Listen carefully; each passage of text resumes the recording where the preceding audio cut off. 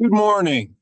I'm Bruce Weber, the Willem Quaker Dean of the Zicklin School of Business, and I'm pleased to welcome you to this episode of Zicklin Talks Business.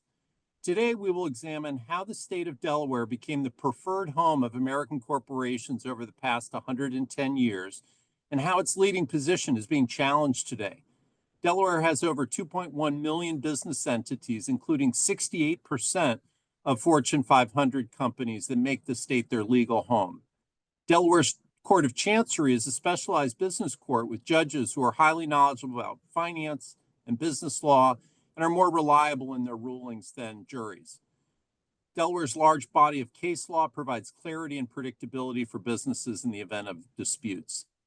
Despite these strengths, a growing number of companies are opting not to remain in Delaware and to reincorporate in Texas or Nevada or elsewhere.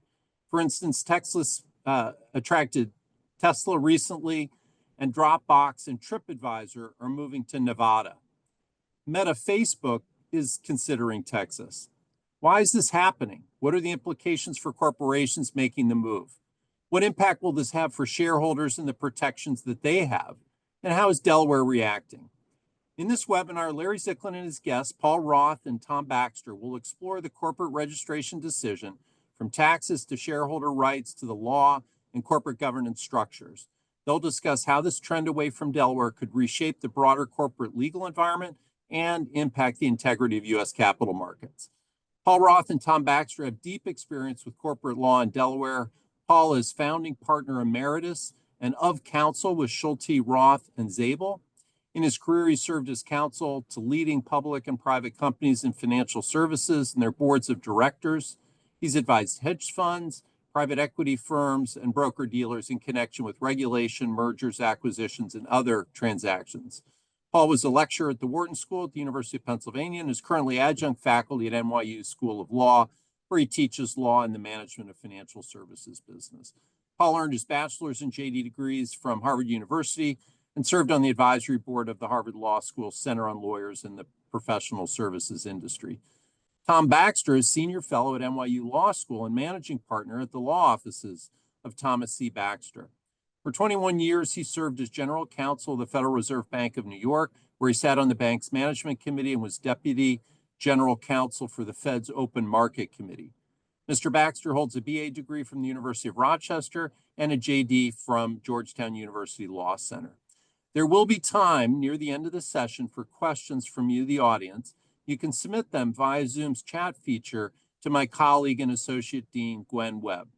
Once again, our moderator is Larry Zicklin, who's the former CEO and chairman of Neuberger Berman and also teaches in our MBA program and undergraduate honors program here at Zicklin. With that, I hand it over to you, Larry. Thank you, Bruce. Appreciate it. In the interest of full disclosure, I should tell you that Paul is my co-teacher. We teach together at NYU School of Law, where Tom has been a guest for a number of years and has provided his insights to the students there. Having done that, let me begin by asking, I don't know if it's Tom or Paul, why is choosing the right state for incorporation so important for public companies? And let's focus on public companies. Why do you care? Why does a company care which state it's incorporated in? Well, Tom, you want to take that? Or you want? I was going to defer to you, Paul. Okay. You're the lion of the bar here.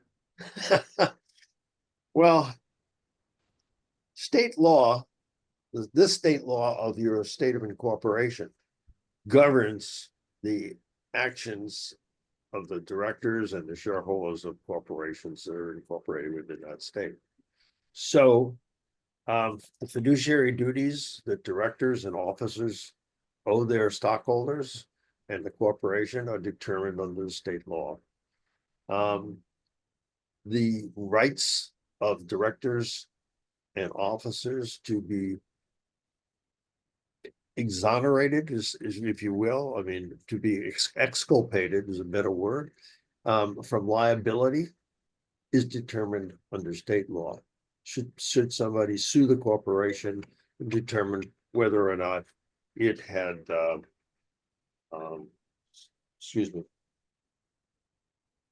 violated any of its requirements. So the state law really sets forth the manner in which the duties and liabilities of the directors and the officers and the board of directors and the shareholders are set forth. Beyond that, I mean, that's what governs the relationship. Now, there are certain provisions of state law that allow you to change those in your articles of incorporation or otherwise, but I apologize, phone's ringing here. But that's why it's so important. And who makes that decision, Paul? Is it the directors in general? Is it the disinterested directors? Is it the management? Well, it's a very interesting question, because if you think about what's happening in terms of Delaware, Delaware has always sold itself, so to speak, as having a Delaware corporate law, well-developed, protect the interests of minority stockholders, and fair. But so in terms of you're a public company, the public shareholders like the idea of having Delaware law, which has a very well-developed body of law, because so many corporations are incorporated in Delaware, and it's got a special court, the Chancery Court, which interprets the law, and so it's got a well-interpreted case law under the common law tradition. It determines how things are going to be predictable. To the extent you can predict lawsuits, there's a predictability of how your actions are going to be judged in Delaware law. On the other hand, most corporations choose their state of incorporation at the time that they're formed. And the people who are interested in making that choice are the people who are going to control the corporation. Likely that's going to be the CEO, the majority shareholder at that point in time, or a group of people who are majority shareholders, and the attorneys who are advising them. So the people who make the choice of state of incorporation are the people who are going to be running the corporation. The people who look to Delaware in many ways as to being a fair corporate law are the public shareholders.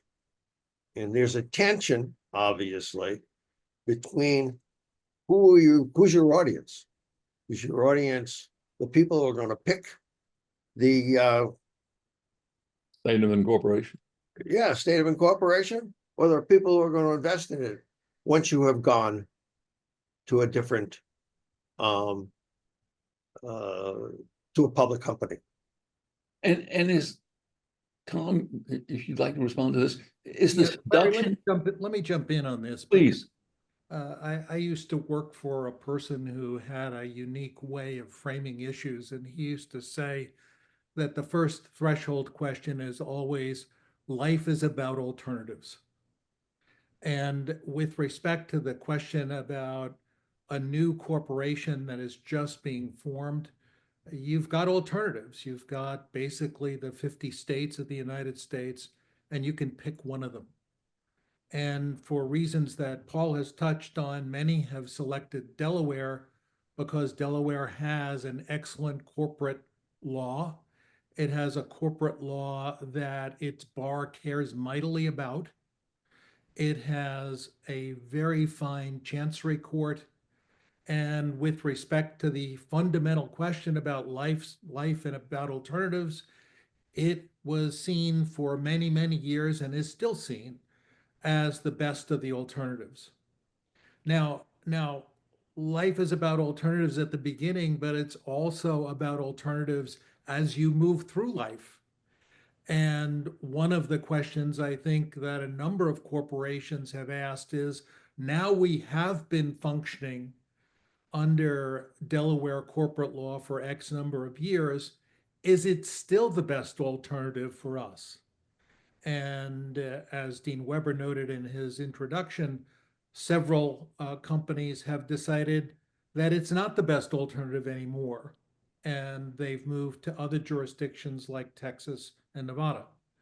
But I think the fundamental question is, among the alternative choices out there, where does Delaware continue to rank? And I think it continues to rank right at the top.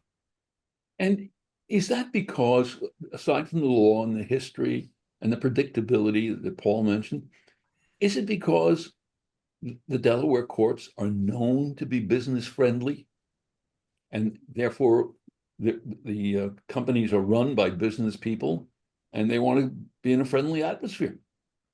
I think that's only one part of the equation, Larry. It's an important part, but it's just one part.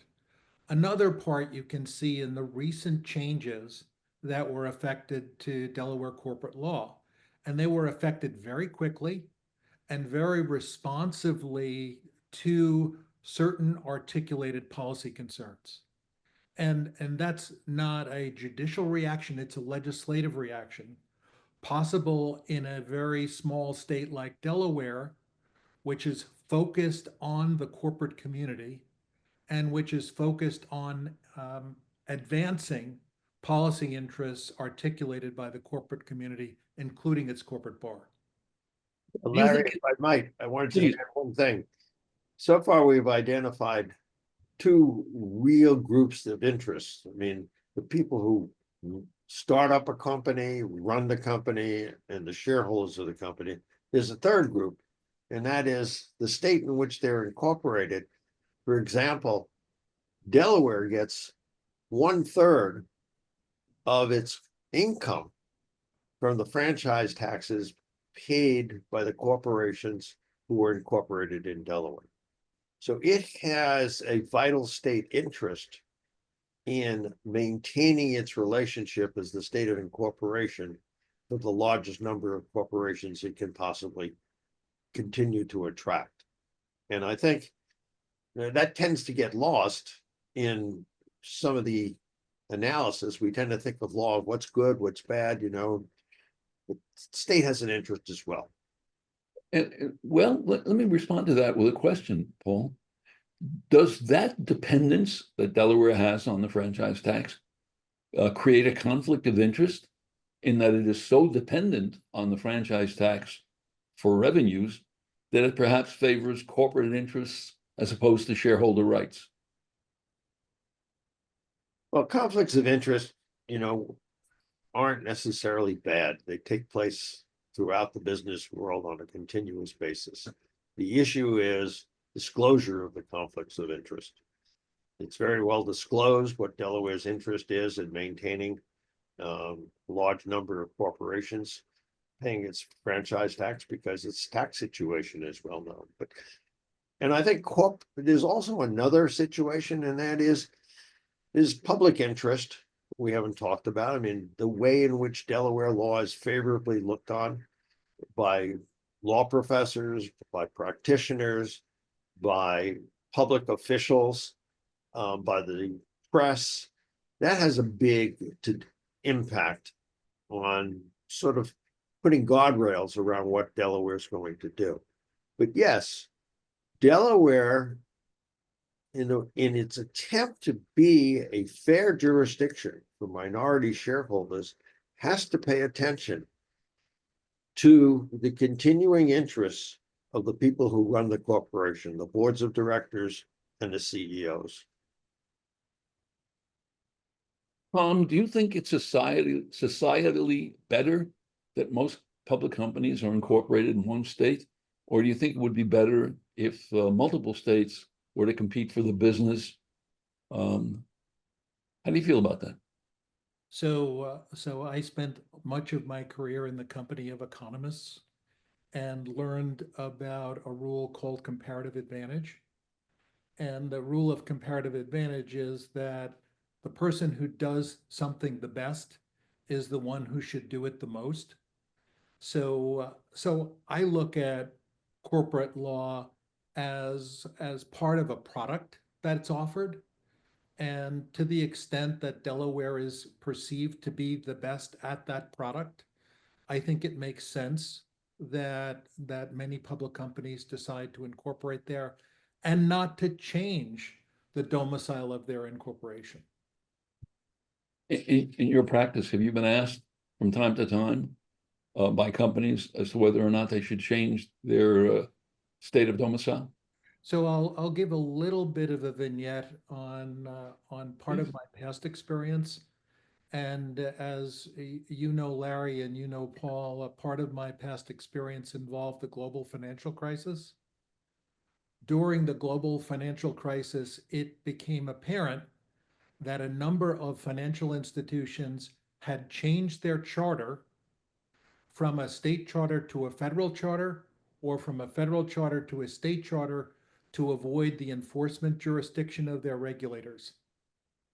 And so in those instances, the charter selection was being done for the wrong reason.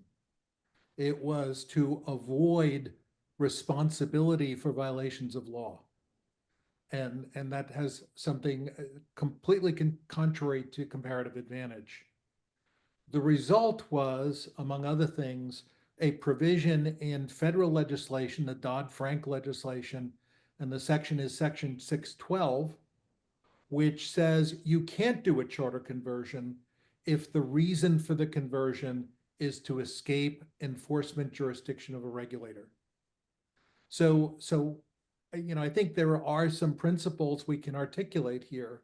One is the positive principle of comparative advantage. If a particular incorporation jurisdiction does something better than anyone else, then I think it deserves to do more of those things. On the other extreme, we can have people making decisions on charter conversions for the wrong reasons. And that also needs attention. To your credit, Larry, I think you asked both Paul and me at the very outset when we started to talk about changes in Delaware law, whether the conversions of charters we were seeing from Delaware to Texas to Nevada, whether they were being done for the wrong reasons or for the right reasons. Yeah. We're going to see. By the way, when there are disputes among shareholders, managements, whatever it is, where does the judgment take place in Delaware? What kind of court does Delaware have to articulate those decisions? Generally, Larry, Delaware's got a Court of Chancery, which is a court of equity. Can you define what a court of equity is? It does the right thing, you know. It does the right thing. It balances things just the right way. And the benefit of being in Delaware is that Court of Chancery has a well-established body of law that judges who are looking at cases can consult, and the advocates for both sides can cite in articulating the reasons why their side should win. That allows one of the most important things, in my judgment, and that is management and the board of directors of a corporation, some predictability as to how their actions fit the law. I mean, now, generally, it's not black letter law that covers cases where there's a litigation brought. You're somewhere in the interstices between what is black letter law and what is not. And so the importance of having that body of law and a court which specializes in studying that body of law, and this court is dedicated to business disputes, and it gives it a lot of experience and therefore a lot of very well thought of judicial members have been on this court. And because they've dealt with it day in and day out, they have this specialized knowledge, they are hopefully predictable as to how they're going to come. Now, there's always going to be surprises. Texas has now developed a specialized court, but it has no body of law that precedes what's going on now in Texas. I mean, Delaware's got that. Texas has yet to develop it. Nevada's got some legislation in place to see if it can set up a specialized court. But again, it has no body of law So it's much more unpredictable as to how the law is going to be decided. Paul, I wonder if the nature of the Chancery Court as a court of equity is also a part of the perceived problem, in that if a court can overturn a decision by a board of directors or by a shareholders vote, in the interests of fairness, that the interests of fairness may be weighed more than the interests of predictability and certainty. And that may be perhaps a part of what's happened in Delaware that's led to some of the changes to Delaware corporate law, where the legislature has recalibrated the balance between certainty and predictability on the one hand and fairness on the other. I think you put your finger on a very, very important point, Tom. When I was growing up, my mother used to say to me, it's not only what you say, it's how you say it. What's happened recently in the Delaware Chancery Court is we've had a couple of decisions in which the chancellors have basically scolded one of the parties for the way in which they have behaved. The issue here is, do you have private ordering? And that is shareholder agreements get carried out, decisions of the board of directors that are even approved by disinterested shareholders get carried out. In two recent decisions, two of the Chancery Court judges have said no. This one involves the Moelis Corporation. Lasker said this agreement violates corporate law of Delaware because it grants the shareholder, the controlling shareholder, all of the powers of the board of directors. Now, this agreement was in place when the company went public. And it's been public, I don't know, 10 years or so, maybe more. But it was brought up on a case that it hadn't complied with Delaware law. And one of the things that the chancellor found was, this is no good. You can't have an agreement that everybody knows about and stockholders bought into, the public bought into, when this controlling stockholder is given the right to control what the board of directors is going to do. And that's what that agreement did. So it struck down that provision. Similarly, in another recent case that's gotten a lot of notoriety, it's a case involving the compensation of Mr. Musk as the CEO of Tesla. Now, just so you understand, in Tesla, the compensation was set for Mr. Musk at $56 billion. One of the things that Chancellor McCormick thought, is that really necessary to incentivize him to stay with Tesla? That amount of money is, well, it's now worth $100 billion because the stock has gone up. It's more than 80, it's more money than the valuation of 80% of the S&P 500 companies. It's a lot of money. So what she did was she said, this just can't be right. This simply can't be right. And it's an unnecessary and unreasonable expense. And Musk indirectly or directly controls the board of directors. And one of the things that she decided in one of the cases was the members of the board have made so much money being directors through the stock options that they've gotten that they can't be independent of Musk. They've just made so much money they're dependent on. Of course, their interests are totally aligned with the stockholders' interests because the stockholders have also made that kind of money. So as Tom's saying, what you have recently is majority stockholders, controlling stockholders are saying, wait a second, we've gone through all of the requirements of Delaware law. We've had the agreement in the case of Moelis was approved by the board of directors and the stockholders. It was disclosed in the prospectus when the company went public. Everybody knew about it. There were two trials with two votes with respect to Musk compensation. The first was thrown out by Chancellor Court because she said that there were failures of disclosure. By the way, you're talking about two shareholder votes. Yeah, no, two director votes and shareholder votes.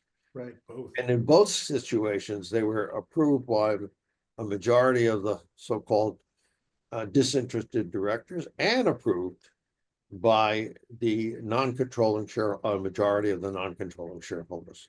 So that's what Delaware would ask for in order where you have it when you have somebody who's got an interest in the transaction and has got such a large stake as Musk. But let me point out one thing. When that pay package was originally offered to and accepted by Musk, it wasn't worth anywhere near $56 billion. It was worth something because it was an option. He got a slew of options. It's only because of the appreciation in the stock that it became worth $56 billion. And obviously all the shareholders participated along with Musk, even though he participated to the greatest degree. But it wasn't worth anywhere near $56 billion when he was awarded that pay package. Does that make a big difference, or did Chancellor McCormick simply ignore it? I think, of course, it should make a big difference. But generally, when cases are adjudicated, you're looking back. You have the benefit of hindsight. You're not limited by foresight. And I think most of the directors of Tesla and probably all the shareholders would have been delighted if somebody told them that the targets that were necessary for Musk to achieve a $56 billion pay package, give it to me. Great, give it to them. I would love the stock to get up to that. People thought it was unrealistic at that time. And they wanted to incentivize them whatever they could. What the chancellor said is, nobody has to be incentivized to the extent of $56 billion. So Paul and Larry, I think when we look at the Tesla case, we've got the business judgment of the board of directors, the disinterested members of the board of directors, and also the disinterested shareholders exercising a business judgment in favor of the Musk compensation. And as I remember this, it took place, the successive board votes and the successive shareholder votes over like a 7-year period. And then you had the chancellor who looked at this all and decided to throw it out. Now, the boards of directors and the shareholders are making a decision about the business of Tesla going forward, and presumably they're making assumptions about how important it is in terms of business judgment to keep Musk involved. And then you have the chancellor's decision, which essentially substitutes the chancellor's judgment for the judgment of the boards and the judgment of the shareholders. And at least as I look at the recent changes from March of this year to Delaware law, in part, it's a recalibration to reinvigorate the business judgment of the company and provide less deference to the Court of Equity that Paul mentioned, the Chancery Court.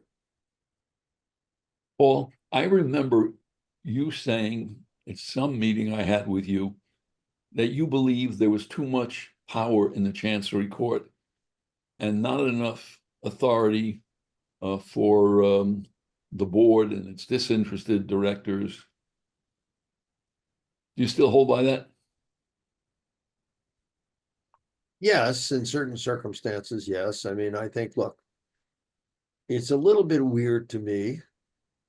First of all, I agree with Chancellor McCormick. $56 billion. I mean, I never heard of a pay package like that. I mean, if I were the judge and I look at it, I say $56 billion.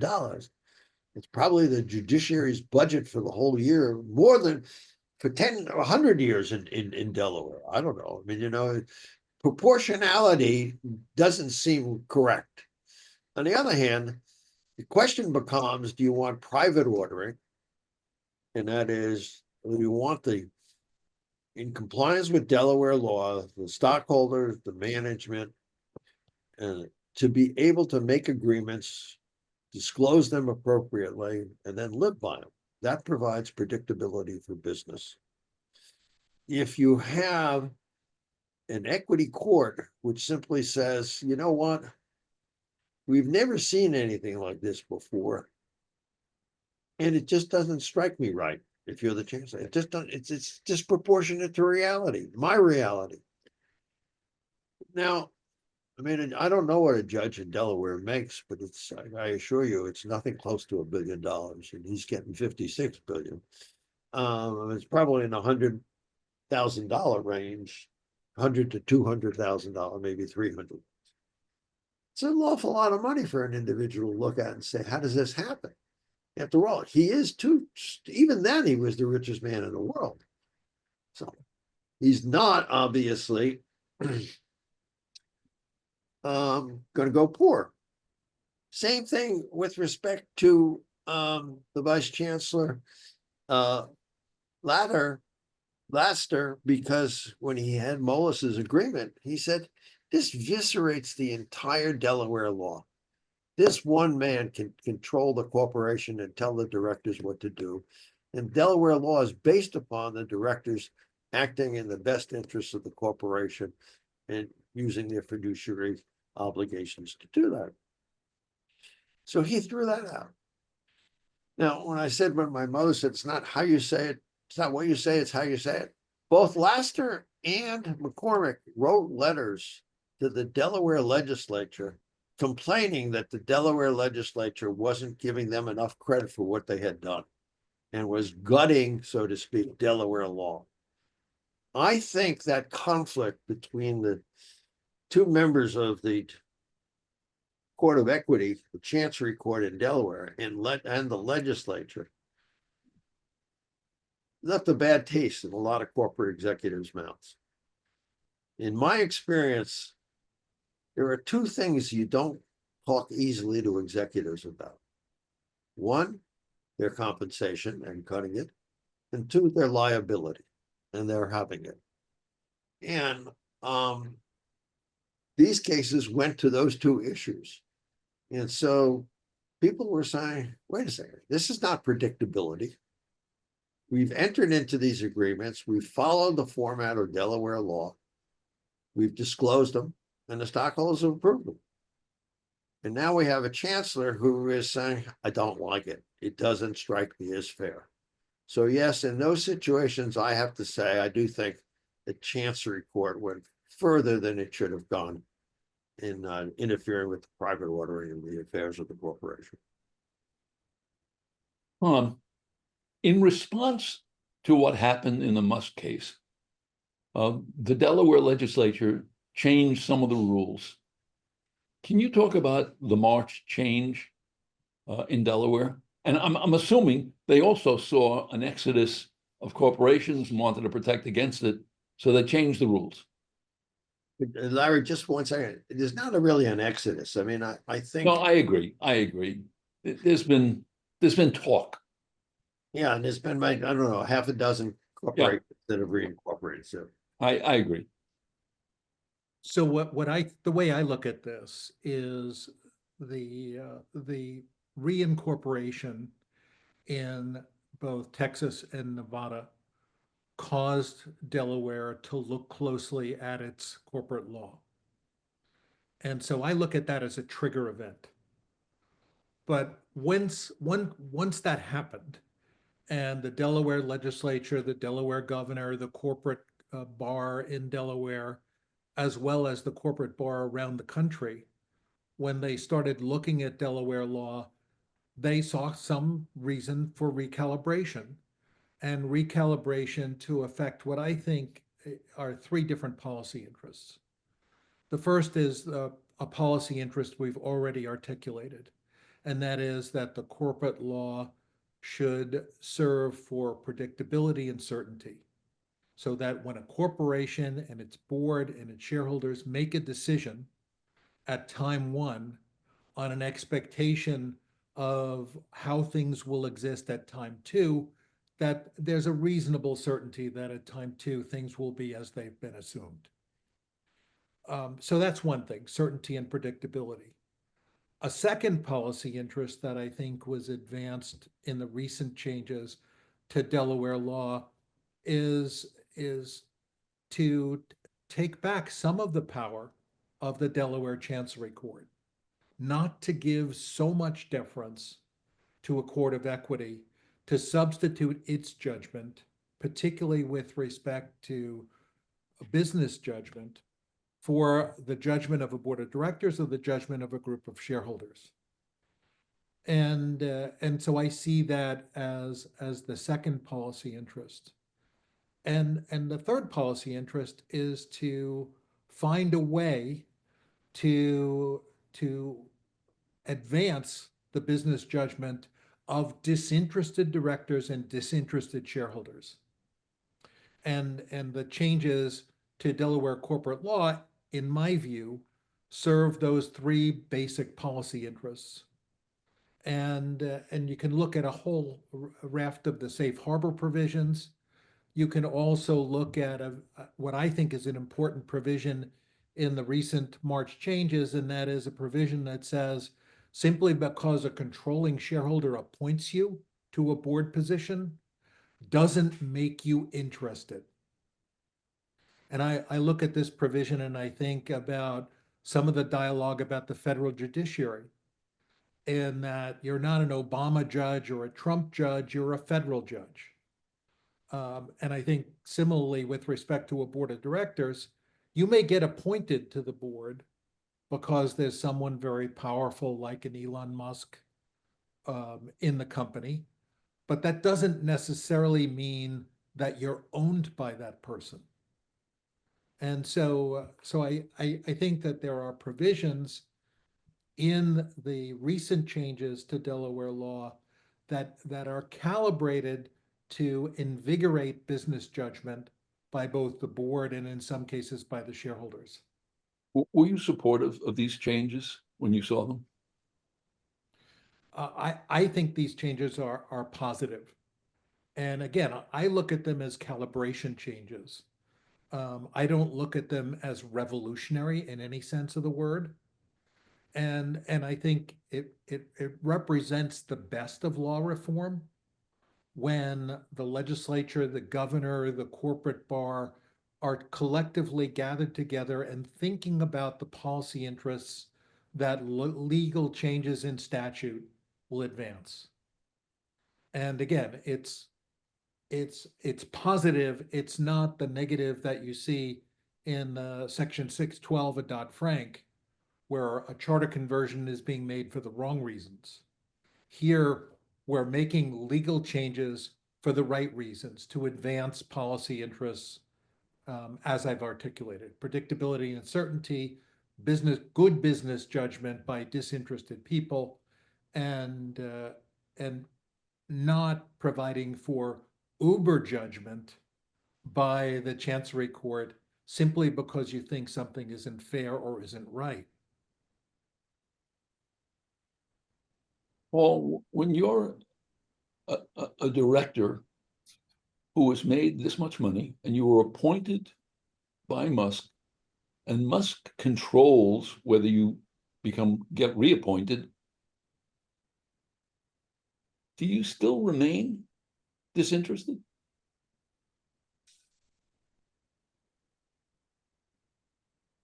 Well, I suppose this question of in your heart, are you disinterested in your heart or are you disinterested as a matter of law? I think you're very grateful to Musk. But you know, the office does make the person in certain respects. I mean, Harry Truman used to go by, does the person make the office or does the office make the person? I think they both are the case. And if you've got a fiduciary duty, you take it seriously. In general, I would agree with Tom with respect to that. It's going to be a tough thing to wrestle with something like that. I don't think it's easy, and I don't think you know, immediately put blinders on to the fortune that you've made. But you know, one of the things that's so difficult about the chancellor's decision when she talks about how much money a director made, if you look at each stock exchange has rules for the independence of directors. And one, like if you look at the New York Stock Exchange rules for independence, they look at the amount of money you've made from the corporation over the last 3 years, you or any member of your family. But the one thing they exclude is how much money you made through dividends or other distributions on the stock. Because they want you to have the same alignment with the other shareholders. So they don't look at that. They look at payments that you receive from the corporation, but not dividends and other distributions of the stock that all stockholders receive. So, I mean, it wasn't as though Chancellor McCormick was just, you know, changing things. She was going against the way most the stock exchanges defined independence when she said, look how much money they made. So picking up on that, Paul, one of the changes in the Delaware corporate law that were made in March is they pick up the independence standard of a securities exchange if the stock of the company is traded on that exchange. So they essentially import the independence criteria of the exchange, and that becomes how you determine whether a director is independent. And people have criticized that feature of the new Delaware Code as going too far in picking up an independence standard without really thinking it through. What do you think is going to happen over the next 5 years on this subject? Do you think Texas and Nevada, I don't know, I gather Wyoming is trying to do something, will attract more and more companies? Will Delaware continue to be the incorporation state? Predict the future for me. Tom, you want to do it?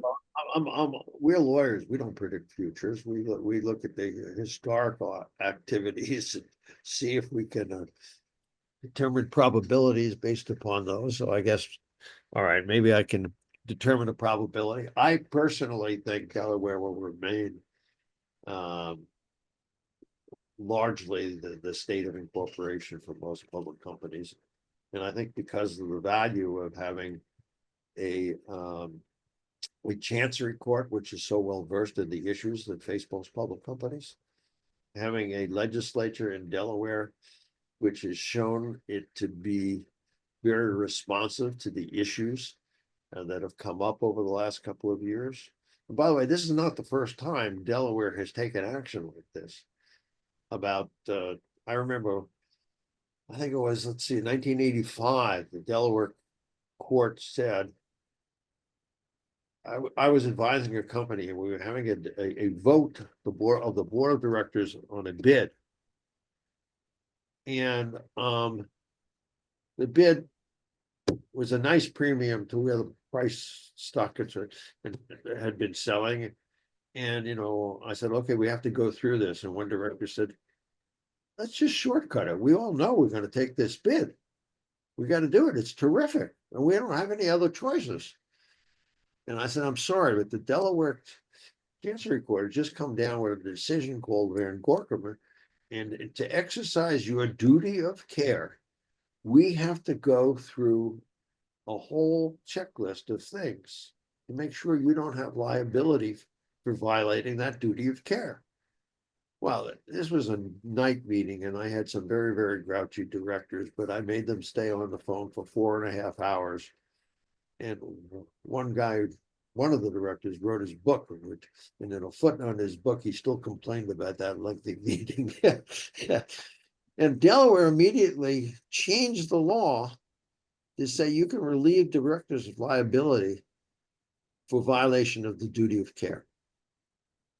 Because the directors were saying, wait a second, when it's totally obvious, why do I have to go through a charade? But that's what the Chancery Court is essentially determined. You can't demonstrate your duty of care unless you go through this lengthy examination of the whole thing. So it's not only what you do, it's how you do it. And so Delaware, I think, will continue to be very responsive to good changes in corporate governance and more responsive to private ordering and less, shall I say, didactic about how private ordering should take place. On the other hand, you've got some very well-known CEOs who are trendsetters. And some people may decide they want to follow trendsetters and go to other places. I hope not, because I think for people who are interested in predictability, interested in fairness, I think Delaware is the best place to be. So just to follow up on Paul, Larry, first, I come from financial services. And with respect to banks and banking, you've had competition between a national bank charter and state charters since the Civil War. And that competition between the federal charter on the one hand and the state charter on the other has been beneficial because it's forced law reform over the years and in recognition of technological change. A good example is in the cyber area. So generally speaking, I think competition for charters is a good thing, but you always need to ask the question, is it good competition or is it bad competition, as we saw with Section 612 of Dodd-Frank? So generally speaking, competition among charters is good. With respect to Delaware, I agree with Paul. I think Delaware has now a comparative advantage with respect to charter. And if it doesn't lose that comparative advantage, and it shows no tendency to lose it, the recent changes to Delaware law were done very quickly and I think thoughtfully. So I see reason for confidence that Delaware will preserve its comparative advantage in a competitive marketplace for charters and will continue to prosper. Do you worry that some states will offer management and boards such conciliatory provisions that we could have a race to the bottom in order to attract all these franchise fees? Yes, I think that's the downside, is you need to always ask the question, why is the corporate law changing? What policy interests are the changes fostering? And is it fostering the wrong policy objectives? Gwen, I think you have some questions from our audience. Yes, we have a few questions here. How are the courts and legislatures in Texas and Nevada positioning themselves to attract more corporate charters? Are they seeking to replicate Delaware's Chancery Court model, or are they really pursuing a fundamentally different model? Well, I mean, I think they are. Texas has set up a business court to replicate in part the way in which Delaware does it through the Chancery Court.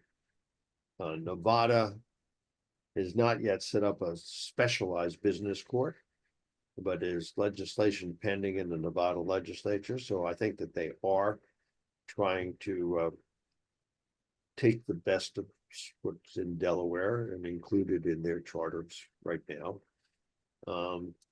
There is some concern about a race to the bottom. Texas and Delaware are fairly consistent in the way in which they treat fiduciary duties. Nevada is a little bit further out. It allows exculpation of all violation of any fiduciary duty, including the duty of loyalty. And only liability is for directors is for intentional misconduct, fraud, and knowing violations of law, all of which are also accepted in Texas and in Delaware law as well. But so I would say Texas and Delaware are more comparable on liability and are more little stricter in terms of what your liability is for violating fiduciary duties than Nevada is at this point. Tom, would you like to weigh in also? I would say also the institutional investors are going to play a role. And they're certainly going to be looking closely at the corporate law. And I can't speak for institutional investors, but I suspect that they're not quite ready for Nevada and Texas yet. Are the proxy advisory firms weighing in on this? When the questions come up? It's a good question. I don't I don't know. know. Okay. I don't know. But I do know that when Musk tried to go to Texas. the institutional investors overwhelmingly voted in his favor to move the jurisdiction to Texas. So we'll have to see. I mean, we're at the early stage of something, and it's really hard to determine in what way people are going to act when faced with this competition. Well, that's sobering, but kind of related to that, what are the long-term implications of this shift for the integrity and efficiency of U.S. capital markets, especially if corporate law becomes more fragmented across the states?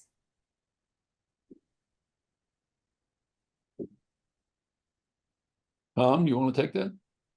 So I don't see it as being more fragmented.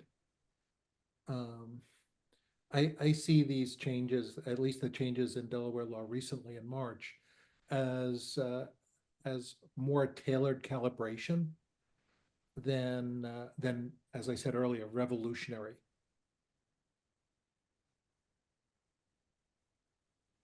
You agree, Paul? Yes. Okay.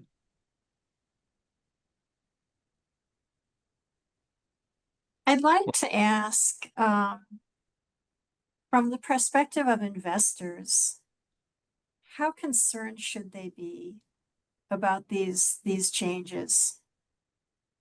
Are their investments at greater risk with these challenges and changes, or should they not worry about these things? So, my view is good governance should be on every investor's radar screen, and how you define good governance. Paul,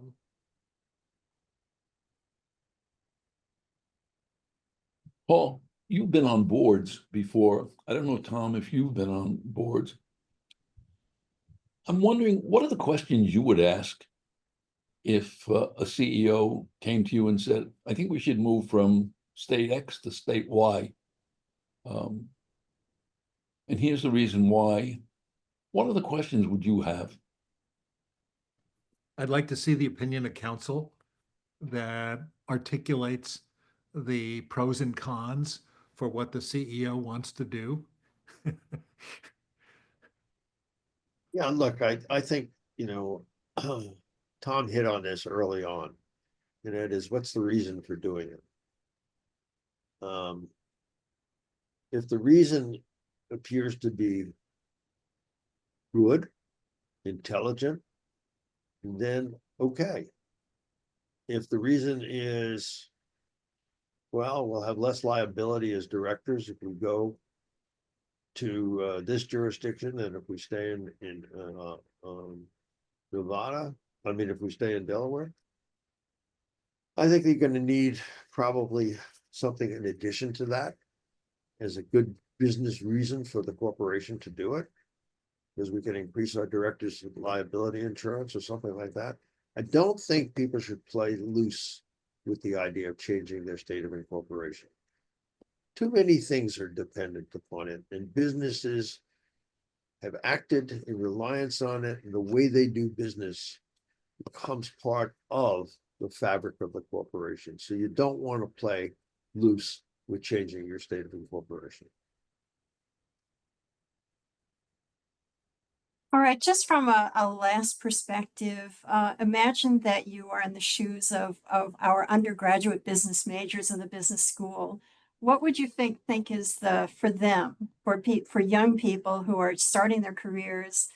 They're going to be building up retirement accounts. They're going to be making big decisions on graduate school, on jobs, on investments, certainly for their retirements. What do you feel is the most important takeaway for them at this point on these issues?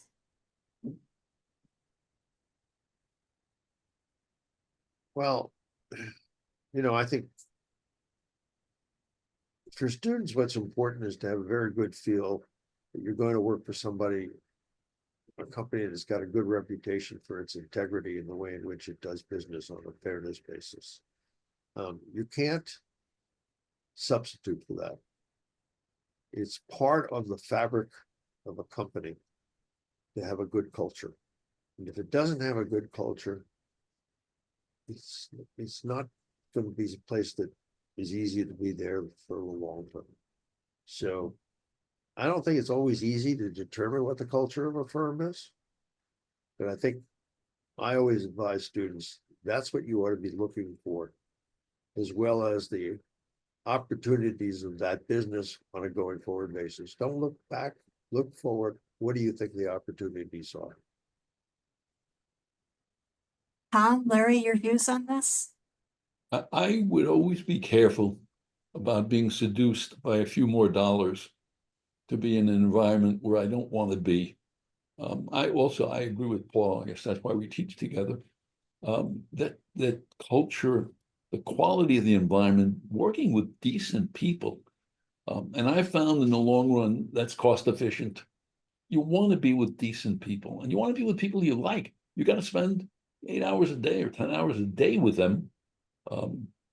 I remember some cases we had in the law where I was with the lawyers for 12, 14 hours a day working on something. You want to be with nice people. Tom, I'm sure you wouldn't disagree with that. No, I agree with the observations of both of you. The one caveat that I have relates to students who are going to a startup or are going to some kind of new venture where there isn't a culture yet. And at least my perception is the internal affairs of those corporations are something to behold, and probably students who are going in that direction need to be extra careful. Okay, we are closing in on time now, and I just want to mention very quickly that next month on June 10th, the topic will be the role of index funds in corporate governance. Our faculty members from the finance department, Sonali Hazarika and Lenny Koskovetsky, will be Larry's guests. It will be a very interesting discussion, also dealing with some aspects of corporate governance. For today, I really want to thank you, Larry, thank you, Paul, and thank you, Tom, for a very insightful discussion. Thank you, guys. Appreciate it. Thank you.